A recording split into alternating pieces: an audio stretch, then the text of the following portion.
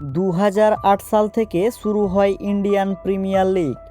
এরপর সময় যত এগিয়েছে ততই জনপ্রিয়তার শিখরে জায়গা করে নিয়েছে আইপিএল। টুর্নামেন্টের বেশ কিছু সময় ধরে নতুন নিয়ম যোগ করেছে আয়োজক সংস্থা।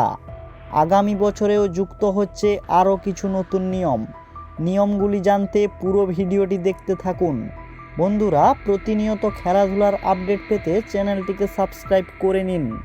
আকর্ষণ বজায় রাখার জন্য 2024-এর আইপিএলে যে নতুন নিয়মগুলি যোগ হয়েছে তাদের মধ্যে প্রথমটি হলো, এতদিন পর্যন্ত সবাই জানতেন ওভারে একটি বাউন্সার করতে পারতেন বোলাররা, কিন্তু 2024-এর আইপিএল থেকে একই ওভারে দুটি করে বাউন্সার করতে পারবেন পেসাররা।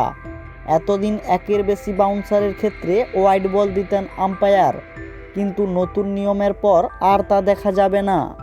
অন্যদিকে দ্বিতীয় নিয়মটি হলো ইম্প্যাক্ট প্লেয়ার। এই নিয়ম অনুসারে টসের সময় দলগুলি নিজেদের প্রথম একাদশের সাথে আরও 4 জন পরিবর্তক ক্রিকেটারের নাম ঘোষণা করতে পারে। ম্যাচ চলাকালীন সেই 4 জনের যে কোনো একজন প্রথম একাদশের কোনো ক্রিকেটারের বদলে মাঠে এসে ব্যাটিং বা বোলিং করতে পারেন, অনেকটা ফুটবলের সাবস্টিটিউট নিয়মের মতো। তবে কিছু বাধ্যতামূলক রয়েছে এই নিয়মে। একবার ইম্প্যাক্ট প্লেয়ার মাঠে নামানোর পর আর তাকে বদল করা যাবে না। এছাড়া বৃষ্টি বা অন্য কোনো কারণে যদি ম্যাচ 10 ওভারের কম হয়ে যায় তখন এই নিয়ম কার্যকরী হবে না। 3 নম্বর নিয়মটি হলো ডিআরএস সিস্টেম।